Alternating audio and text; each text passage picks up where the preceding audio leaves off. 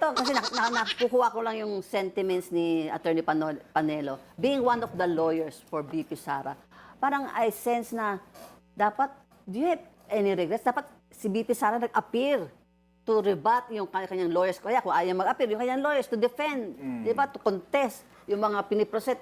Doon pa lang sa stage na yun, kinontest na nila dapat. Sa akin, walang point.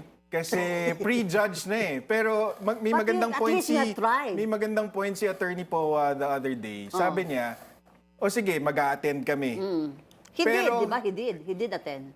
Pero when he was subpoenaed, Yes. pero in his capacity as Poa in his own former capacity. DepEd official. Ngayon, sabi niya, o sige, attend kami. Pero hindi naman pala sila binibigyan ng mga documents beforehand. So, paano nila maaaral yun? How can they intelligently question the witnesses if they're not given the documents beforehand?